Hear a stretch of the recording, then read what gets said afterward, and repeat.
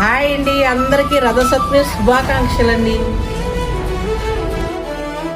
అమ్మ సూర్య భగవానికి ఆరోగ్యం ఇయటానికి ప్రసాదం నైవేద్యం చేస్తున్నాను. పొంగల్ అన్నము, అది ఆవు పాలతోటి గుప్పెడుతో 3 గుప్పెళ్ళు బియ్యం వేసే పొంగల్ చేయాలి. చేస్తున్న జీడిపప్పులు కిస్మిస్ ఇట్లాంటివి ఏమి వేయకుండా నార్మల్గానే చేసి నైవేద్యం పెట్టాలి.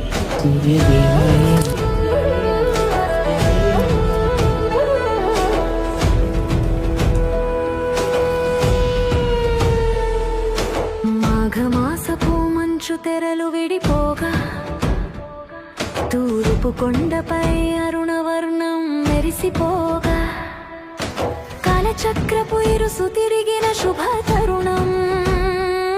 లోక బాంధవుడు కదిలిన అద్భుత ప్రయాణం, అందరి బ్రతుకుల్లో వెలుగులు నింపే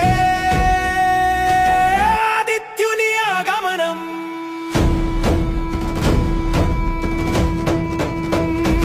ఆకాశ వీధిలో బంగారు కాంతులు స్వాగతం పలికెను అష్టదిక్పాలకులు.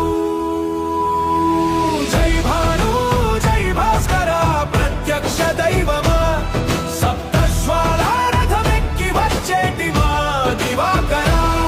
రథ సప్తమి వేళ నీ పాదలకు ప్రణామమం, నీ కిరణమే మాకు నిత్యం రక్ష.